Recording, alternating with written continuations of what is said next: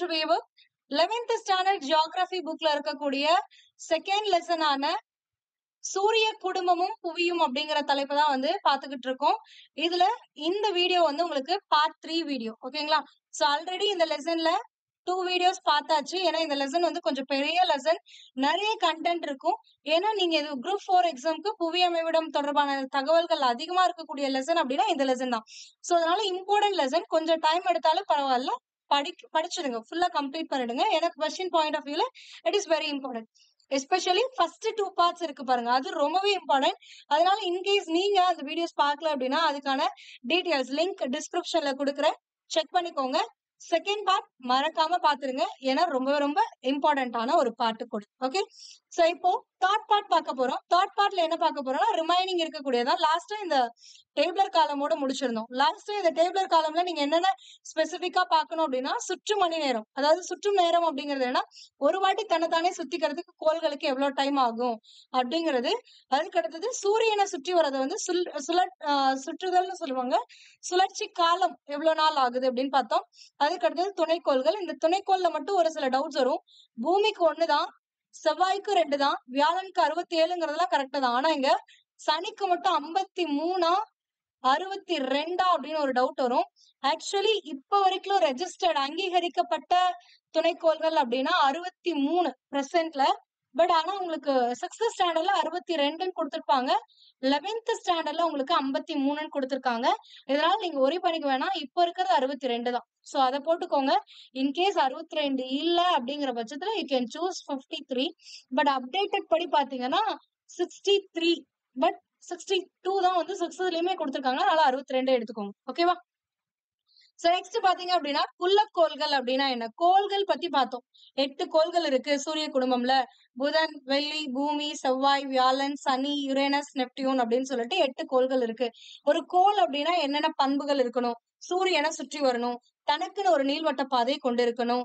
அதுக்கடுத்து என்ன பார்த்தோம், அதோட ஈர்ப்பு விசையின் காரணமா அதோட நிறை எல்லாத்தையுமே ஒருங்கிணைச்சு ஒரு கோள வடிவத்துல இருக்கணும் அப்படிங்கறது எல்லாமே வந்து பார்த்தோம். சோ அப்படி இல்லாத எல்லாத்தையுமே, ஒருவேளை அது கோள வடிவத்துல இருந்து கூட தனக்குன்னு ஒரு சுற்றுவட்ட பாதை இல்லங்கிற பட்சத்துல அது கோளா கன்சிடர் பண்ண மாட்டோம். சோ அது என்னன்னு கன்சிடர் பண்ணுவாங்கன்னா குள்ளக்கோள்கள்னு கன்சிடர் பண்ணுவாங்க. அதுதான் இங்க கொடுத்திருக்காங்க. குள்ளக்கோள்கள் அப்படின்னா டார்க் பிளானட்ஸ். சோ குள்ளக்கோள்கள் சூரிய குடும்பத்தின் மிகச்சிறிய கோள்கள் ஆகும். தமது ஈர்ப்பு சக்தியினால் தமக்கென்று ஒரு சுற்றுப்பாதை இல்லாமல் சூரியனை சுற்றி வரும் வட்ட வடிவ உருவத்தை கொண்ட அனைத்து வான்வெளி பொருட்களும் குள்ளக்கோள்கள். அதாவது கோள வடிவத்துல சூரியனை சுற்றி வரக்கூடிய எல்லா பொருளுமே என்னன்னா குள்ளக்கோள்கள்னு சொல்லுவாங்க. அப்ப கோள வடிவத்துலன்னா பூமி கூட தான் கோள வடிவத்துல இருக்கு, சூரியனை சுற்றி வருது, அது கோள், இது குள்ளக்கோள். ஏன், என்ன டிஃபரன்ஸ் அப்படின்னு பாத்தீங்கன்னா த சிம்பிள் திங் என்னன்னா, அது பூமி அப்படிங்கிறது தனக்குன்னு ஒரு சுற்றுவட்ட பாதையை கொண்டிருக்கு. அந்த சுற்றுவட்ட பாதையில வேற எந்த கோளும் வராது. ஆனா இந்த குள்ளக்கோள்கள் அப்படிங்கிறது இதுக்குன்னு ஒரு சுற்றுவட்ட பாதை, நிர்ணயிக்கப்பட்ட பாதை கிடையாது, எப்படி வேணாலும் சுத்தி வரும். ஓகேங்களா? சோ அதனாலதான் வந்து இதை குள்ளக்கோள்கள்னு சொல்லுவாங்க. அடுத்தது இவை எந்த கோள்களுக்கும் துணைக்கோளாவும் இருக்காது. அப்ப குள்ளக்கோளும் துணைக்கோளும் ஒண்ணா அப்படின்னா கண்டிப்பா கிடையாது. துணைக்கோள் அப்படிங்கிறது ஒரு கோளை ஈர்ப்பு விசையினால அதை சுற்றி வருது. ஒரு கோளை இன்னொரு இது ஆப்ஜெக்ட் சுற்றி வருது அப்படின்னா அந்த ஆப்ஜெக்ட் வந்து துணைக்கோள்னு சொல்லுவாங்க. ஆனா இது வந்து எந்த ஒரு கோளையும் சுற்றி வராது. இது வந்து சூரியனை தான் சுற்றி வரக்கூடிய ஒரு கோள வடிவ கோள்கள், குட்டி குட்டி கோள்கள். சூரிய குடும்பத்துல மொத்தமா 5 குள்ளக்கோள்கள் தான் இருக்கு. அது என்னன்னா செரஸ், ப்ளூட்டோ, நம்ம நார்மலா கோள்ன்ற பெயர்ல இருந்த அங்கீகாரத்துல இருந்தா ஒண்ணு வந்து ப்ளூட்டோ, அது வந்து இப்ப வந்து குள்ளக்கோளா மாறிடுச்சு. ஏன்னா அது வந்து பாதை விலகிருச்சு, அதுக்குன்னு ஒரு வட்டப்பாதை இப்ப இல்ல, அதனால.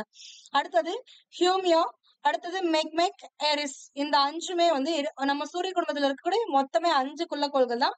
அது எது எது அப்படின்னா இதுதான். ஓகேங்களா? சோ இதுதான் நான் வந்து 6th ஸ்டாண்டர்ட்லயுமே கொடுத்திருப்பேன். டார்க் பிளானட்ஸ்னு கொடுத்திருப்பாங்க அங்க. ஆனா இங்க வந்து குறுங்கோள்கள், சிறுகோள்கள் அப்படின்னு வந்து மாத்தி கொடுத்திருப்பாங்க. சிறுகோள்கள் குறுங்கோள்கள் வேற, குள்ளக்கோள்கள் வேற. குள்ளக்கோள்கள் அப்படிங்கிறது மொத்தமாவே சூரிய குடும்பத்துல 5 தான் இருக்கு. ஆனா சிறுகோள்கள் குறுக்கோள்கள்ங்கிறது நிறைய இருக்கு. ஓகேங்களா? சோ அடுத்து பார்க்கலாமா? அடுத்து என்னன்னா ப்ளூட்டோ தனக்கென்று ஒரு நீள்வட்ட பாதையை இல்லாமல் அருகில் இருக்கும் கோள் வளையத்தில் வலம் வருவதால் 9வது கோள் என்னும் தகுதியை இழந்து 2006ஆம் ஆண்டு அதிகாரப்பூர்வமாக அறிவிக்கப்பட்டது. சோ இதுவும் கேட்கலாம். ப்ளூட்டோ எந்த ஆண்டு வந்து அதிகாரப்பூர்வமாக கோள்ங்கிற லிஸ்ட்ல இருந்து வெளியில எடுத்தாங்க அப்படின்னு சொல்லிட்டு 2006ல வந்து எடுத்தாங்க. அடுத்தது துணைக்கோள்கள். துணைக்கோள்கள் என்றால் கோள்களின் துணை என்று பொருள். அதாவது ஒரு கோளுக்கு துணையா இருந்தா அது துணைக்கோள். 1610 ஆண்டு வரை நிலவு மட்டுமே துணைக்கோளாக அறியப்பட்டு வந்தது. சோ அப்போ ஒரே ஒரு துணைக்கோள் தான் இருக்கு இந்த சூரிய குடும்பத்திலேயே, அது நிலவு மட்டும்தான் அப்படின்னு 1610 வரைக்கும் அப்படி நினைச்சிட்டு இருந்தாங்க. பட் இன்றைய கணக்கின்படி 163 சேட்டலைட்ஸ் இருக்கு. 163 துணைக்கோள்கள் இருக்கு. இது நேச்சுரல் சேட்டலைட்ஸ். ஓகேங்களா? அதாவது ஆர்டிபிஷியல் சேட்டலைட்ஸ் அப்படிங்கிறது நம்ம அனுப்பக்கூடிய சேட்டலைட்ஸ். ஆர்டிபிஷியல் அது வந்து நம்ம அனுப்புறது. ஆனா இயற்கையா இருக்கிறது நேச்சுரல் சேட்டலைட்ஸ். அததான் சேட்டலைட்ஸ் சொல்லுவாங்க. ஓகேங்களா?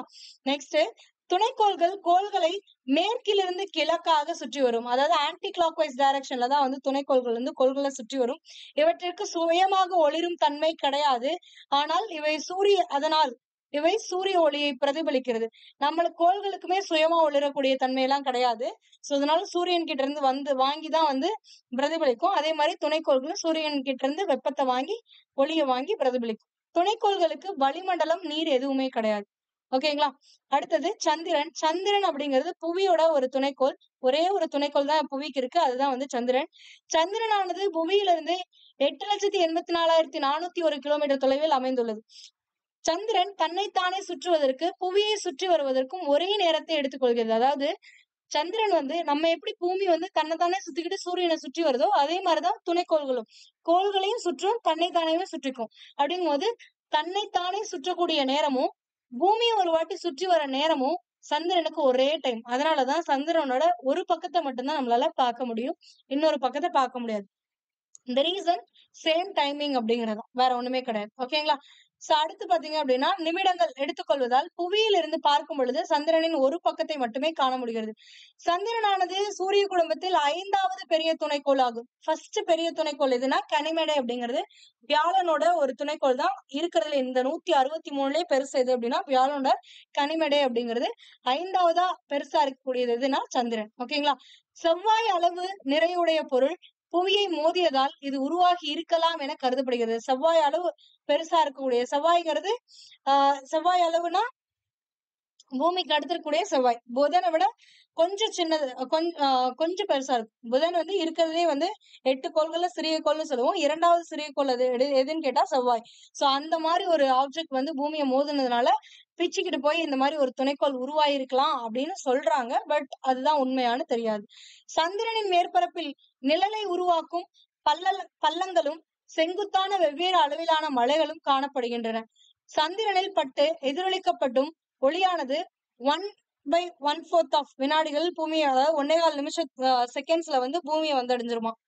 1.25 செகண்ட்ஸ்ல சந்திரன்ல இருந்து எதிரொலிக்கக்கூடிய ஒளி பூமி கிட்ட வந்துருமா. சந்திரன் புவியை விட சிறியது என்பதால் அதன் ஈர்ப்பு சக்தி புவியின் ஈர்ப்பு சக்தியில் 1/6 மடங்கு மட்டுமே உள்ளது. எனவே மனிதர்கள் சந்திரனில் புவியை விட 6 மடங்கு எடை குறைவாக இருப்பார்கள் அப்படிங்கிறாங்க. 6 மடங்கு கம்மியா இருப்பாங்களாம். ஓகேங்களா? அப்பல்லோ 2 மனித முயற்சியினால் நிலவுக்கு அனுப்பப்பட்ட விண்வெளி கலமாகும். இது அமெரிக்காவின் நாசா நிறுவனம் மூலம் அனுப்பப்பட்டது. 2 அமெரிக்க வீரர்கள் நீல் ஆம்ஸ்ட்ராங் மற்றும் எட்வின் ஆல்ட்ரின் ஆகிய இருவரும் 1969ஆம் ஆண்டு ஜூலை 20 அன்று சந்திரனில் நீரில்லாத அமைதி கடலில் கால் வைத்தனர். அவர்கள் அங்கு 21 மணி நேரம் 38 நிமிடங்கள் 21 வினாடிகள் இருந்தனர். ஓகேங்களா? சோ அப்ப நிலவுல கால் வைத்த 2 பேர் யாருன்னு பாத்தீங்கன்னா நீல் ஆம்ஸ்ட்ராங், இன்னொன்னு வந்து எட்வின் ஆல்ட்ரின் அப்படிங்கிறவரு. இதுல முதல்ல கால் பதித்தவர் யாருன்னா நீல் ஆம்ஸ்ட்ராங். 2 பேர் போயிருப்பாங்க. அதுல முதல்ல அந்த ஸ்பேஸ் கிராஃப்ட்ல இருந்து இறங்குனது யாரு அப்படின்னு பாத்தீங்கன்னா நீல் ஆம்ஸ்ட்ராங். அதுக்கப்புறம் எட்வின் இறங்கியிருப்பாரு. இந்த 2 பேர் தான் இது வரைக்கும் கால் வச்சிருக்காங்க. சோ இது வந்து நடந்தது. ஓகேங்களா? சோ அப்போ எந்த விண்கலத்தின் மூலமா போனாங்க அப்படின்னா அப்பல்லோ 2 அப்படிங்கறதுல வந்து போயிருப்பாங்க. அடுத்தது குறுங்கோள்கள். நான் இப்பதான் சொன்னேன், முன்னாடி பார்த்தது குள்ளக்கோள். கோள் மாதிரியே இருக்கும், ஆனா தனக்குன்னு ஒரு சுற்றுப்பாதை இல்லாம இருக்கும். மொத்தமாவே சூரிய குடும்பத்துல 5 தான் இருக்கு. அது என்னன்னு பார்த்தாச்சு. மீதி இருக்கிறது எல்லாமே குறுங்கோள்கள். குறுங்கோள்கள் அப்படிங்கிறது கோள வடிவத்துலதான் இருக்கும்னு கிடையாது. இப்படி இருக்கலாம், எந்த ஷேப்ல வேணாலும் இருக்கலாம். ஒரு பாறை துண்டுகளா இருந்துச்சு அப்படின்னா அது குறுங்கோள்கள். அவ்வளவுதான். சோ குறுங்கோள்கள் என்பது மற்ற கோள்களை போல சூரியனை சுற்றி வரும் பாறைகளால் ஆன விண்வெளி கற்கள் தான் குறுங்கோள்கள். இது சிறிய கோள்கள் எனவும் அழைக்கப்படுகிறது. குறுங்கோள் சிறுகோள் ரெண்டுமே ஒண்ணுதான். ஓகேங்களா? இங்கு அளவில் பெரியதாக காணப்படும் குறுங்கோள்கள் வான்கோள்கள் என அழைக்கப்படுகிறது. இவை செவ்வாய் மற்றும் வியாழன் கோள்களுக்கு இடையில் காணப்படும் இந்த பகுதியை குறுங்கோள் பட்டை அல்லது குறுங்கோள் மண்டலம் அப்படின்னு சொல்லுவாங்க. நான் ஆல்ரெடி சொல்லியிருக்கேன், செவ்வாய்க்கும் வியாழனுக்கும் நடுவுல ஒரு ரிங் மாதிரி காணப்படும், ஒரு மண்டலம் மாதிரி காணப்படும். அது என்னன்னா இந்த குறுங்கோள்களால ஆன ஒரு பெல்ட், ஆஸ்ட்ராய்ட் பெல்ட் அப்படின்னு சொல்லுவாங்க. இதன் விட்டமானது 100 கிலோமீட்டர்ல இருந்து சிறிய கூழாங்கற்கள் அளவு வரை காணப்படுகிறது. அப்ப இங்க இருக்கக்கூடிய சிறுங்கோள்கள்னு சொல்றோம்ல, அப்ப சிறுங்கோள்கள்னா ஒரு கோள் வந்து 100 கிலோமீட்டர் விட்டம் இருக்க மாதிரி இருக்கலாம். இல்லைன்னா சின்னதா ஒரு கூழாங்கல் இருக்குல்ல, அந்த சைஸ்ல கூட அந்த இடத்துல சிறுங்கோள்கள் இருக்கும் அப்படின்றாங்க. அது அந்த சூரியனை சுற்றி வரும். இவைகள் கடந்த காலத்தில் வெடித்து சிதறப்பட்ட கோள்கள் அல்லது வால் நட்சத்திரங்களின் ஒரு பகுதியாக இருக்கலாம் என நம்பப்படுகிறது. தினமும் புது புது குறுங்கோள்கள் கண்டுபிடிக்கப்படுகின்றன. நிறைய இருக்கு. சோ கண்டுபிடிச்சிட்டே இருக்கும். கண்டுபிடிக்கிற அளவுக்கு நிறைய இருக்கு. ஓகேங்களா?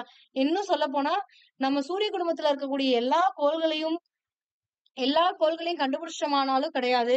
எல்லா குறுங்கோள்களை கண்டுபிடிச்சிருக்கோமானாலும் கிடையாது. சோ இந்த மாதிரி பல விஷயங்கள் கண்டுபிடிச்சிட்டே இருக்கும் நம்மளால முடிஞ்ச அளவுக்கு. வால் நட்சத்திரங்கள் காமெட்ஸ் அப்படிங்கிறது என்னன்னா, வால் நட்சத்திரம் மிகவும் உற்சாகத்தை அளிக்கக்கூடிய ஒரு வான்பொருள் ஆகும். ஏன் அப்படின்னா இது ஆர்வத்தையும் அதே வேளையில் பயத்தையும் ஏற்படுத்தக்கூடியது. காமெட் என்கின்ற ஆங்கில சொல் கிரேக்க மொழியில் உள்ள அஸ்டர் கோமட்டிஸ் என்கின்ற மூலச்சொல்லிலிருந்து பெறப்பட்டது.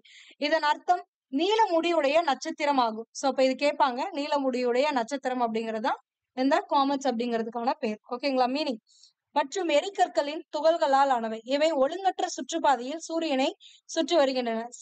சில நேரங்களில் சூரியனுக்கு மிக அருகிலும் சில நேரங்களில் சூரியனுக்கு வெகு தொலைவிலும் காணப்படுகின்றது. சோ இந்த மாதிரி இருக்கக்கூடியதுதான் வால் நட்சத்திரங்கள் அப்படின்னு சொல்லுவாங்க. இந்த மையப்பகுதி வந்து பனி துகள்களால் ஆயிருக்கும். இந்த வால் பகுதி வந்து வாயுக்களால் ஆயிருக்கும். அது வந்து அந்த மாதிரி இருக்கும்.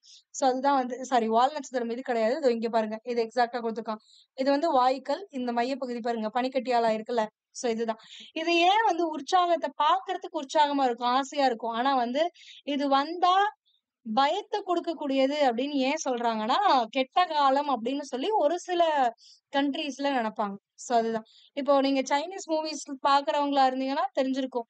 ஹாப்பினஸ்க்காக வந்து இது பண்ணுவாங்க. அதே வந்து தமிழ்ல வந்து ஒரு சில படங்கள்லாம் எடுத்திருப்பாங்க பாருங்க. வால் நட்சத்திரம் வரும். சோ இந்த நட்சத்திரம் வந்துச்சுன்னா இந்த ராஜாக்கு ஆபத்து அப்படிலாம் சொல்லுவோம்ல. அதனால பயமுறுத்தக்கூடிய ஒரு விஷயமாவும் இருக்கலாம் அப்படின்னு சொல்றாங்க. ஒவ்வொரு கண்ட்ரீஸ்ல ஹாப்பினஸ் கொடுக்கும். ஒவ்வொரு கண்ட்ரீஸ்ல வந்து பயத்தை கொடுக்கும். அது இட் டிபெண்ட்ஸ் ஆன் கண்ட்ரீஸ். அவங்களோட பிலீஃப பொறுத்து இருக்கு. ஓகேங்களா?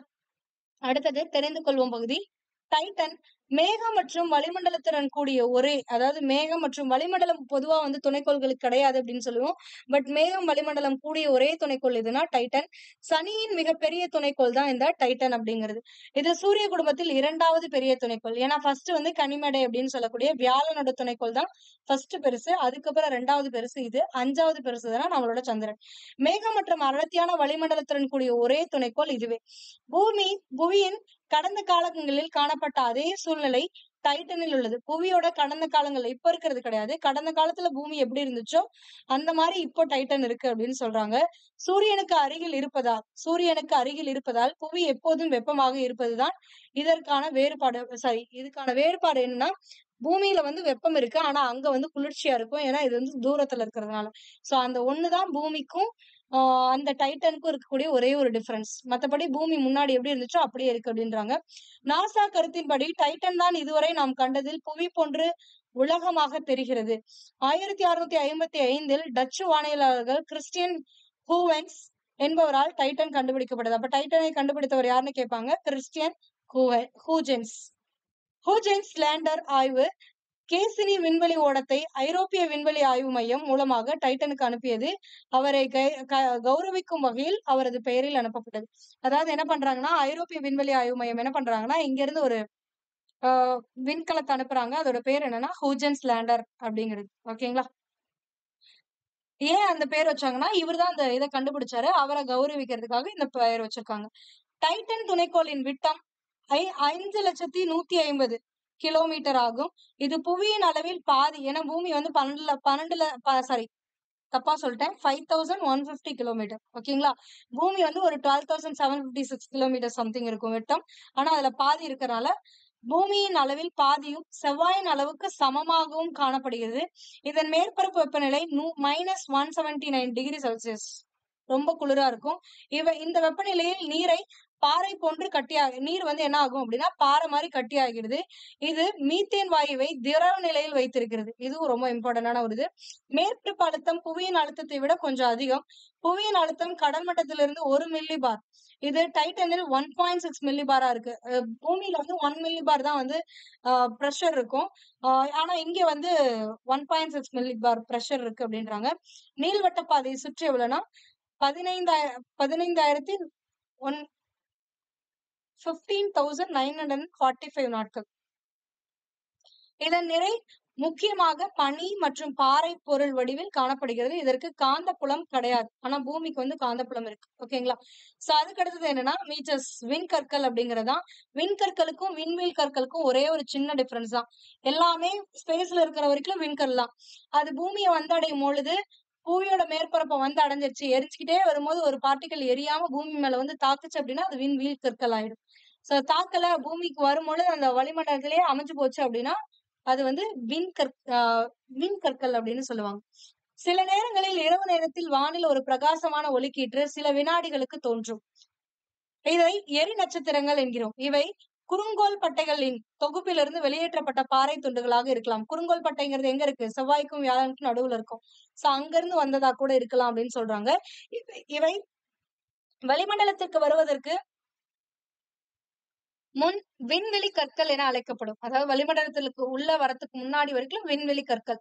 இவை வளிமண்டலத்திற்குள் அதிக வேகத்துடன் நுழைகின்றன. ஆனால் பெரும்பாலான விண்கற்கள் வளிமண்டலத்திற்குள் நுழையும் முன்பாகவே எரிந்துவிடும். நமது வளிமண்டலத்திற்குள் நுழைந்த உடனே சில எரிகற்கள் முழுவதும் எரியாமல் புவியில் விழுந்து பெரும் பள்ளங்களை உருவாக்குகின்றன. இவ்வாறு முழுவதும் எரியாமல் புவியில் விழும் மிகப்பெரிய விண்கற்கள் எரிகற்கள் என அழைக்கின்றோம். விண்வெளி கற்கள்னால அதேதான். ஓகேங்களா? வட அரிசோனாவில் உள்ள எரிக்கல் பள்ளத்தாக்கு, இந்தியாவில் மகாராஷ்டிரா மாநிலம் புல்தானா மாவட்டத்தில் உள்ள லோனார் ஏரியும் இவ்வகை எரிக்கற்களின் தாக்கத்திற்கு சிறந்த எடுத்துக்காட்டாகும். லோனார் ஏரி எல்லாருமே படிச்சிருப்போம். இந்த லோனார் ஏரி அந்த பள்ளம் எப்படி உருவாச்சு அப்படின்னா இந்த விண்கற்களால தான் உருவாயிருக்கு. ஓகேங்களா? சோ அடுத்து நம்ம பார்க்கக்கூடியது என்ன அப்படின்னு பாத்தீங்கன்னா புவியோட அமைவிடம் பார்த்தாச்சு. அப்ப புவியோட உருவம் வடிவம் எல்லாம் பார்க்கணும் இல்ல, புவியோட பிசிக்கல் ஃபீச்சர்ஸ் பார்க்கணும்ல. அதுல முக்கியமானது ஒண்ணு என்னன்னா இது புவியின் உருவமும் வடிவமும். ஒரு காலத்தில் புவி தட்டை எனவும் கடலில் பயணிக்கும் போது கப்பல்கள் புவியின் விளிம்புகளில் பயணிக்க முடியும் எனவும் நம்பப்பட்டது. சோ ஒரு காலத்துல என்ன பண்ணிருக்காங்கன்னா பூமி இப்படி இருக்கு, அப்ப நம்ம இப்படி கப்பல்ல போறோம் அப்படின்னா பூமியோட விளிம்புல நம்ம கப்பல்ல பயணிக்கலாம் அப்படின்னு சொல்லி ஒரு நம்பிக்கை இருந்துச்சு. இடைக்கால வரலாறு வரைக்கும் இந்த கருத்துக்கள் தான் நம்பப்பட்டது. மாலுமிகளை தேர்ந்தெடுக்க நம்ம கூட சின்ன வயசுல என்ன யோசிச்சிருப்போம்னா பூமி தட்டையா இருக்கு, அதனாலதான் இப்படி நிலம் வந்து தட்டையா தானே இருக்கு, சோ அதனால நம்மளும் அப்படிதான் இருப்போம் அப்படின்னு நினைச்சிட்டு இருப்போம். பட் இதெல்லாம் அந்த ஈர்ப்பு விசையின் காரணமாக ஒரு கோள வடிவத்துல இருந்தாலும் வாட்டர் கீழே ஊத்தாம அப்படியே இருக்கு. ஓகேங்களா? ஆனா நம்ம கோள வடிவத்துல இருக்கும் மேல் பகுதி. நெக்ஸ்ட், இடைக்கால வரலாறு வரைக்கும் இந்த கருத்துக்கள் நம்பப்பட்டது. மாலுமிகளை தேர்ந்தெடுக்கும் போது கொலம்பஸ்க்கும் இது ஒரு சிக்கலாக இருந்தது. பண்டைய கிரேக்க கருத்தின்படி புவியானது கடலால் சூழப்பட்டிருந்தது. அதாவது பண்டைய கிரேக்க கால கருத்துல வந்து என்ன சொல்றாங்கன்னா பூமி அப்படிங்கிறது நடுவுல இருக்கிறது, இதை சுத்தி கடல் இருக்கும். சோ அப்ப கடல்ல போயிட்டு மறுபடியும் பூமிக்கு வந்துடலாம் அந்த மாதிரி நம்பியிருக்காங்க. கடல் தான் எல்லை, எல்லா ஆறுகளுக்கும் பிறப்பிடம் என நம்பப்படுகிறது. அப்ப இந்த பூமி உள்ள இருந்துச்சுல்ல, அப்போ இங்க இருந்து ரிவர் வருது அப்படின்னா அந்த கடல்ல இருந்துதான் இந்த ரிவர் எல்லாம் வந்திருக்கும் அப்படின்னு நினைச்சிட்டு இருந்திருக்காங்க. அனாக்சிமண்டரின் 600, அதாவது பொது ஆண்டுக்கு முன்பு 600 அறிக்கையின்படி உருளை வடிவ புவி வான்கோள வடிவால் சூழப்பட்டுள்ளது. அதாவது உருளை வடிவ புவி வான்கோள வடிவால் சூழப்பட்டுள்ளது அப்படின்னாங்க. அதுக்கு அடுத்தது பித்தாகரஸ் புவியானது கோள வடிவம் அப்படின்னு நம்புறாரு. இந்த வடிவமே அறிஞர் பலரால இப்ப ஏற்றுக்கொள்ளப்பட்டத ஒரு வடிவமா இருக்கு. ஓகேங்களா? அரிஸ்டாட்டில் புவி கோள வடிவம் உடையது என்னும் கோட்பாட்டை வெளியிடுறாரு. இவரின் கூட்டுகளில் சில சந்திரனின் நிழல் சந்திர கிரகணத்தின் போது வட்டமாக காட்சி அளிப்பதும், அதாவது இவரோட கூற்றுகளில் சில சந்திரனின் நிழல் சந்திர கிரகத்தின் போது வட்டமாக காட்சியளிப்பது மற்றும் நாம் தென் துருவம் நோக்கி பயணிக்க நட்சத்திர கூட்டங்கள் வானில் அதிக உயரத்தில் காணப்படுவது போல உணர்வது ஆகும். சோ ஏன் அவங்க வந்து கோள வடிவமா இருக்கு அப்படின்னு நினைச்சாங்கன்னா, அதாவது சென்டர் பாயிண்ட்ல அந்த நிலநடுக்கோட்டு பகுதியில இருக்கவங்க வந்து தென் துருவத்த நோக்கி போகும்போது, அவங்களுக்கு வந்து டிஸ்டன்ஸ் அதிகமா இருக்க மாரி தோணுச்சாம். அப்ப ஒரு தட்டையா இருந்துச்சுன்னா ஈக்குவல் டிஸ்டன்ஸ் தானே ஃபீல் ஆகணும். அப்ப டிஸ்டன்ஸ் அதிகமா இருக்க மாரி ஃபீல் ஆகுது அப்படின்னா, ஒருவேளை இது கோள வடிவமா இருக்கும். அதனால தான் நம்மளுக்கு வந்து டிஸ்டன்ஸ் வந்து தென் துருவம் போறதுனால நம்மளுக்கு இதாகுது அப்படின்னு அவங்க வந்து இது பண்ணியிருக்காங்க. ஓகேங்களா?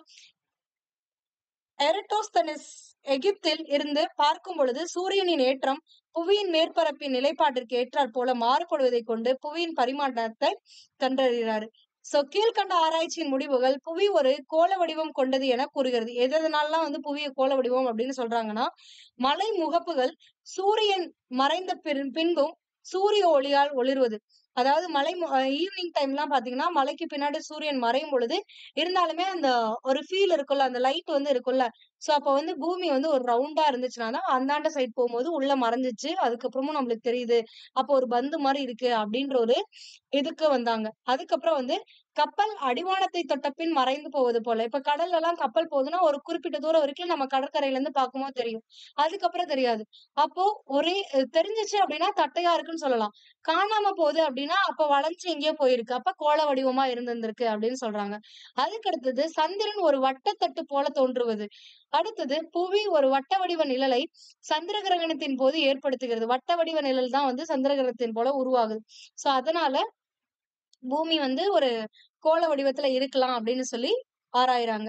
சோ புவி ஒரு கோள வடிவமாகும். நிலநடுக்கோட்டு பகுதியில் பருத்தும், துருவத்தில் தட்டையாகவும் காணப்படுகிறது. அப்ப இப்படி இருக்கும்ல. அப்ப எக்ஸாக்ட்டா இந்த பாயிண்ட் வந்து எல்லாம் இப்படி போய் குவிஞ்சிருக்கும் அப்படின்னா கிடையாது. இந்த இடத்துல தட்டையா இருக்கும். அண்ட் இப்படி இருக்கும். அண்ட் கோள வடிவம் அப்படின்னா, அப்ப எக்ஸாக்ட்டா ஸ்பியரா இப்படி இருக்குமா மேம் அப்படின்னு கேட்டீங்கன்னா, எக்ஸாக்ட் ரவுண்டாலாம் இருக்காது. சும்மா இப்படி இருக்கும். ஒரு ரவுண்ட் அப்ராக்ஸிமேட்டா போடும்போது ஒரு ரவுண்ட் வரும். சோ அந்த மாரி தான் இருக்கும். ஓகேங்களா? எக்ஸாக்ட்டாலாம் இருக்காது. அடுத்தது இதை புவி வடிவம் என்கிறோம். அதாவது இப்படி இருக்கிறது. இந்த பகுதி ஓரளவுக்கு தட்டையா இருக்கும் துருவ பகுதியில. சோ இப்படி இருக்கிற பகுதிய வந்து புவி வடிவம் அப்படின்னு சொல்றாங்க. அதாவது புவியை போன்ற அமைப்பாகும். மைய விலக்கு விசையின் காரணமாக நிலநடுக்கோட்டு பகுதி பருத்தும் சென்ட்ரல் மைய விலக்கு விசையின் காரணமா இந்த பகுதி பெருத்தும் துருவ பகுதி வந்து சுருங்கி இருக்கு அப்படின்னு சொல்றாங்க. புவியின் ஈர்ப்பு விசை துருவத்தில் அதிக வலிமை உள்ளதாகவும் நிலநடுக்கோட்டு பகுதியில் வலிமை குறைந்தும் காணப்படுகின்றது. ஈர்ப்பு விசை வந்து அப்படி இருக்கும். அடுத்தது இங்க பாருங்க. இப்படிதான் வந்து உண்மையா வந்து புவி இருக்கும். நம்ம நினைக்கிற மாரி எக்ஸாக்ட்டா ஸ்பியரா இருக்காது. இந்த மாரி தான் இருக்கும். சூரியனின் ஈர்ப்பு சக்தியானது துருவங்களில் வேறுபடும். புவி சூரியனை சுற்றும்போது வடதுருவமானது வடதுருவ நட்சத்திரத்தை நோக்கி இருக்கும். இது புவியானது தன் அச்சில் சாய்ந்து காணப்படவில்லை எனில் இரவு பகலும் எல்லா காலநிலைகளும் ஒரே கால அளவு கொண்டதாக இருக்கணும். அதாவது சூரியன் வந்து ஈர்ப்பு சக்தியானது துருவங்கள்ல வேறுபடுது. அதுக்கடுத்து என்ன கொடுத்திருக்காங்கன்னா, புவி சூரியனை சுற்றி வரும்போது வடதுருவமானது வடதுருவ நட்சத்திரத்தை நோக்கி இருக்கணும். மேல வடதுருவ நட்சத்திரம்னு சொல்லுவோம்ல, துருவ நட்சத்திரங்கள் நோக்கி இருக்கணும். ஆனா அப்படி இல்ல. இது வந்து புவியின் தன் அச்சில் சாய்ந்து காணப்படவில்லை எனில், இரவும் பகலும் எல்லா காலநிலைகளும் ஒரே அளவு கொண்டதா அந்த நட்சத்திரங்கள் இருக்கும். ஆனா இப்ப வந்து நம்மளுக்கு கொஞ்சம் அப்பப்ப மாறி தெரியுது. அதனால வந்து பூமி சாஞ்சிருக்கு அப்படின்னு சொல்றாங்க. ஓகேங்களா? அதுக்கு அடுத்தது புவியோட இயக்கங்கள் பத்தி குடுத்திருக்காங்க. புவி எப்படி இயங்குது அப்படின்னு. புவிக்கு 2 அடிப்படை இயக்கங்கள் உண்டு. ஒண்ணு என்ன அப்படின்னா, புவி தன்னைத்தானே சுற்றி வரணும். இன்னொன்னு என்னன்னா, புவி தன்னைத்தானே சுற்றிக் கொண்டு சூரியனையும் சுற்றி வரணும். இதுதான். ஓகேங்களா? சோ தன்னைத்தானே சுற்றுதல வந்து சுழலுதல் அப்படின்னு சொல்லுவாங்க. சூரியனை சுற்றி வர்றதுதான் வந்து சுற்றுதல் அப்படின்னு சொல்லுவாங்க. இல்லன்னா வலம் வருதல்னு சொல்லுவாங்க. 2 வேர்டுக்கும் டிஃபரன்ஸ் இருக்கு. ஓகேங்களா? பாத்துக்கோங்க. அண்டை இயக்கம் இது சூரிய குடும்பம் மொத்தமாக பால்வழி அண்டத் தொகுதியின் மையத்தை சுற்றி வருவதாகும். இருப்பினும் புவி சூழ்நிலை மாற்றத்தால் சிறிய அளவு மாற்றத்தை ஏற்படுத்துகிறது. அதாவது நம்ம நினைச்சுக்கிட்டு இருக்கோம் சூரியன் சுத்தல அப்படின்னு. ஆனா சூரியன் பால்வெளி அண்டத்தை சுற்றி வருது. சூரியனை சுற்றி கோள்கள் சுற்றி வருது. அப்ப இந்த கோள்கள்லாம் சேர்ந்து சூரியனை சுற்றும். அந்த சோலார் சிஸ்டமே சேர்ந்து ஒரு ரொட்டேஷனோட அதாவது 8,28,000 சம்திங் கிலோமீட்டர் பர் ஹவர் ஸ்பீட்ல வந்து சூரிய குடும்பம் வந்து பால்வெளி அண்டத்துல சுத்திட்டு இருக்கு. ஓகேங்களா? சோ இதுதான். அடுத்தது தன்னைத்தானே சுற்றுதல் அப்படிங்கறது வந்து இங்கிலீஷ்ல வந்து என்னன்னு சொல்லுவாங்கன்னா, ரொட்டேஷன் அப்படின்னு சொல்லுவாங்க. புவி தன்னச்சில் தன்னைத்தானே சுழலுது. அதாவது இப்படி இருக்கிறது, இப்படி ஒரு சுத்து வர்றது. இப்படி வரத வந்து என்னன்னா, தன்னைத்தானே சுற்றுதல் அப்படின்னு சொல்லுவாங்க.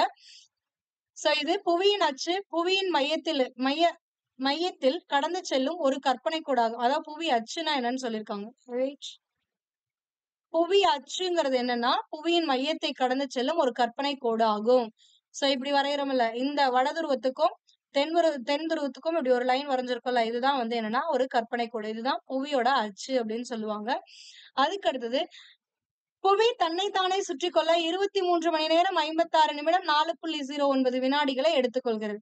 இது சூரியனின் தோற்ற இயக்கத்திற்கு எதிர் திசையில் கிழக்கு நோக்கி சுழல்கிறது. அதாவது வெஸ்ட்ல இருந்து கிழக்கு நோக்கி சுழலும். இதுதான் ஆன்டி கிளாக் வைஸ் ரொட்டேஷன் அப்படின்னு சொல்லுவாங்க. அப்ப கிழக்கு நோக்கி சுழலும், வெஸ்ட்ல இருந்து கிழக்கு நோக்கி, அதுதான் ஆன்டி கிளாக் வைஸ். புவி அச்சானது சூரியனை சுற்றும் தளத்திற்கு 66 டிகிரி சாய்ந்தும் தன்னுடைய அச்சில் செங்குத்தாக 23 டிகிரி சாய்ந்தும் காணப்படுகிறது. இது கன்ஃபியூஸ் பண்ணிக்காதீங்க. நம்ம எல்லாம் எப்படி இமேஜின் பண்ணுவோம், வட துருவம் தென் துருவம், அப்ப இப்படி ரெண்டா பிரிச்சிருக்கும். சாரி, எக்ஸாக்டா பிரிங்க, இப்படி பிரிஞ்சிருக்கும்னு நினைப்போம். ஆனா புவியோட அச்சு இப்படி இல்ல. எப்படி இருக்கு அப்படின்னா இப்படி இருக்கு. அப்ப புவியோட கற்பனை கோட்டுல இருந்து ஒரு 23 டிகிரி வந்து விலகி இருக்கு. அததான் இந்த இடத்துல மென்ஷன் பண்ணிருக்காங்க. ஓகேவா? இதுவே சூரியனை வந்து எப்படி சுற்றும், இப்படி சுற்றி வருமா சூரியன் இங்க இருக்கும்போது, அப்ப இந்த இடத்துல இப்படி சாஞ்சு சுற்றி வந்துகிட்டு இருக்கு. அப்போ இந்த இடம், இந்த பேஸ் லைன் அப்படிங்கிறதுக்கு எவ்வளவு ஆங்கிள் டிக்ளினேஷன் வருது அப்படின்னு பாத்தீங்கன்னா 66.5 டிகிரி வந்து இன்க்ளினேஷன் வருது. ஓகேங்களா? புவி சுற்றும் வேகம் நிலநடுக்கோட்டிலிருந்து துருவத்தை நோக்கி செல்ல செல்ல மாறுபடும். புவியின் சுற்றும் வேகம் புவி நடுப்பகுதியில் அதிகமாக காணப்படும். புவியோட நடுப்பகுதியில, அதாவது நிலநடுக்கோட்டு பகுதியில சுற்றக்கூடிய வேகம் அதிகமா இருக்கும் அப்படிம்பாங்க. ஏன் அப்படின்னா ஜஸ்ட் இங்க யோசிச்சு பாருங்க. இது இந்த இடத்துல ஒரு ஸ்பியர் எடுத்தீங்கன்னா இந்த இடத்துல குட்டி சர்க்கிள் இருக்கும். ஆனா நிலநடுக்கோட்டு பகுதியில எடுத்தோம்னா இதே மாதிரி பின்னாடி ஒண்ணு இருக்குமா? சோ இது பெருசு. ஆனா இந்த பகுதியை பொறுத்து, இந்த அச்சை பொறுத்துதான் சுழலுது. அப்ப இங்க இருந்து இவ்வளவு தூரம் போடும்போது இந்த துருவ பகுதியில இங்க இருந்து கொஞ்சம் தூரம் தான் போயிருக்கும். கரெக்டா? ஏன்னா இப்படித்தானே வரும். கரெக்ட் இல்ல? சோ இப்ப இங்க நிறைய டிஸ்டன்ஸ கவர் பண்ணும். அதனால என்ன ஆகும்னா இந்த இடத்துல வேகம் அதிகரிக்கிற மாதிரி இருக்கும். ஆனா துருவ பகுதிகள்ல வேகம் கம்மியா இருக்கிற மாதிரி இருக்கும். வேற ஒண்ணுமே கிடையாது. புவியின் சுற்று வேகம் துருவ பகுதியில் ஏராளமாக சுழியும். அதாவது துருவ பகுதியை நோக்க நோக்க குறைஞ்சுக்கிட்டே போகும். இந்த இடத்துல 0. இந்த இடத்துல சுத்தவே சுத்தாது பூமி. அப்படியே ஒரே பாயிண்ட்ல இருக்க மாதிரி இருக்கும். புவியின் சுழற்சியினால ஏற்படக்கூடிய விளைவுகள் என்னென்ன அப்படின்னு பாத்தீங்கன்னா, சூரியன் உதிப்பது மறைவது போன்ற தோற்றம் புவி சுழல்வதால ஏற்படுது. அதனாலதான் நம்மளுக்கு என்ன ஆகுது, இரவு பகல் ஏற்படுது. சோ இப்ப பூமி இப்படி சுத்திட்டு இருக்குன்னா சூரியன் இங்க இருக்குன்னா இந்த இடத்துல மட்டும்தான் லைட் ரேஸ் வந்து படும். அப்ப இந்த இடத்துல வந்து லைட் படுறதுனால இந்த பகுதி பகலா இருக்கும், இந்த பகுதி என்னவா இருக்கும் அப்படின்னா இரவா இருக்கும். இந்த லைன் வந்து பிரிச்சிருக்காங்க பாருங்க. சூரியன் ரொம்ப தூரத்துல இருக்கு, நான் போட்ட மாதிரி பக்கமா இருக்காது. சோ இந்த இடத்துல டார்க் ஷேட் கொடுத்திருக்காங்கல்ல, இந்த பக்கம் பகலா இருக்கு, இந்த பக்கம் என்னதுன்னா இரவா இருக்கு. இந்த லைன் இருக்குல்ல, பகலையும் இரவையும் பிரிக்குதுல, இந்த லைனை தான் வந்து ஒளிர்வு வட்டம் அப்படின்னு சொல்லுவாங்க. இது பின்னாடி கொடுத்திருப்பாங்க, பார்க்கலாம். புவியின் வெவ்வேறு இடங்களில் வெவ்வேறு நேரம் காணப்படுவதற்கு புவி சுழற்சியே காரணமாக அமைகிறது. 360 டிகிரியை 24ஆல வகுத்தீங்க அப்படின்னா 360 டிகிரி இருக்கு. ஒரு நாள்னா 24 மணி நேரம். அப்ப 24ஆல டிவைட் பண்ணீங்கன்னா உங்களுக்கு எவ்வளவு கிடைக்கும் அப்படின்னா, எவ்வளவு கிடைக்கும், நன்னாங்க 16, 6ஆல டிவைட் பண்ணுங்க, நன்னா 4 24, 60 கிடைக்குமா? அப்போ 1 15, அப்ப 15 டிகிரி கிடைக்கும். அப்ப ஒரு மணி நேரத்துக்கு, அதாவது 24 மணி நேரத்துக்கு 360 டிகிரி ரொட்டேட் ஆயிடும். ஏன்னா பூமி வந்து ஒரு பந்து மாதிரி இருக்கும். அப்ப 360 டிகிரி இருக்கும். அப்ப 24 மணி நேரத்துல பூமி ஒரு சுத்து சுத்திருதா? அப்ப 360 டிகிரி சுத்துனா ஒரு மணி நேரத்துக்கு எவ்வளவு சுத்துனா 15 டிகிரி சுத்தும். ஓகேங்களா? ஒரு மணி நேரம் அப்படிங்கிறது 1 hour அப்படிங்கிறது 60 மினிட்ஸ். அப்ப 60 மினிட்ஸ்ல 15 டிகிரி சுத்துது அப்படின்றாங்க. அப்ப 1 மினிட்ல எவ்வளவு சுத்தும்? 60 மினிட்ஸ்க்கு தான் 15. அப்ப 1 மினிட்டுக்கு அப்படின்னா 1 டிகிரி ஆங்கிள், அதாவது 1 டிகிரி சுத்தறதுக்கு எவ்வளவு நேரம் ஆகும்னா 4 மினிட்ஸ் ஆகும். ஓகேங்களா? சோ இந்த கால்குலேஷன் தான் இங்க போட்டிருப்பாங்க. வேற ஒண்ணுமே கிடையாது. ஒவ்வொரு தீர்க்க ரேகைக்கும் 1 டிகிரிங்கிறது ஒரு தீர்க்க ரேகை. 1 டிகிரிக்கு 4 நிமிஷம்னா 15 டிகிரிக்கு என்னது? 15 நாள் 60. ஓகேங்களா? அப்ப 15 டிகிரிக்கு 60 நிமிஷத்துல சுத்திரும் அப்படிங்கிறது. புரிஞ்சா இல்லையா? அதாவது 1 டிகிரிக்கு 4 நிமிஷம் அப்படின்னா 4 மினிட்ஸ்னா 15 டிகிரி சுத்தறதுக்கு எவ்வளவு ஆகும்? 15 × 4 60 நிமிஷம் ஆகும். 60 நிமிஷம்னா என்னது? 1 மணி நேரம். அப்போ 1 டிகிரி சுத்தறதுக்கு 4 நிமிஷம் ஆகும் அப்படிங்கறத இங்க கொடுத்திருப்பாங்க. ஓடும் ரயிலில் நீங்கள் பயணிக்கும் போது உற்று கவனித்திருக்கிறீர்களா என்றால், ரயில் பாதைக்கு அருகில் உள்ள மரங்கள், வீடுகள், வயல்வெளிகள் ரயில் செல்லும் திசைக்கு எதிர் திசையில். இப்ப ரயில்ல நீங்க இப்படி போயிட்டு இருக்கீங்க அப்படின்னா இங்க இருக்கக்கூடிய ட்ரீஸ் எல்லாம் பின்னாடி போற மாதிரி தோணிருக்கும். சோ அதுக்கான ரீசன் அதே மாதிரிதான். இப்ப நம்மளுக்கு சூரியன் எப்படி தெரியும்? காலையில கிழக்கு பகுதியில இருந்து, ஈஸ்ட்ல இருந்து வெஸ்ட் போற மாதிரி ஃபீல் ஆகுமா? ஆனா ஆக்சுவலா பூமி எப்படி சுத்துது? வெஸ்ட்ல இருந்து ஈஸ்ட் நோக்கி ஆன்டி கிளாக் வைஸ் டைரக்ஷன்ல ரொட்டேட் ஆகுது. சூரியன் சுற்றல, பூமி தான் சுத்துது. அப்ப நம்ம தான் வந்து மோஷன்ல இருக்கோம். நம்ம மோஷன்ல இருக்கோம்னா நம்மளுக்கு ஆப்போசிட் மோஷன்ல வெளியில இருக்கக்கூடிய ஸ்டேக்னன்ட் ஆப்ஜெக்ட்லாம் வந்து நம்மளுக்கு தெரியும். அப்ப ஆப்போசிட்னா நம்ம வெஸ்ட்ல இருந்து ஈஸ்ட் போறோம்னா, அப்ப வெளியில இருக்க பொருளான சூரியன் ஈஸ்ட்ல இருந்து வெஸ்ட் போற மாதிரி நம்மளுக்கு ஃபீல் ஆகும். அதனாலதான் இந்த மார்னிங் வந்து கிழக்கு திசையில தோன்றி மேற்கு திசையில மறையிற மாதிரி தோணும். ஓகேங்களா? புவி சுழற்சியால் கொரியாலிசிஸ் விசை உருவாகுது. இதனால் காற்று மற்றும் கடல் அலைகள் தங்கள் பாதையிலிருந்து விலகுகிறது. சோ இது வந்து நம்ம டீடைல்டா வந்து இந்தியன் ஜியோகிராபி பார்க்கும் பொழுது, அதாவது இந்தியன் பிசிக்கல் ஃபீச்சர்ஸ் பார்க்கும்போது கிளியரா உங்களுக்கு புரியும். ஓகேங்களா?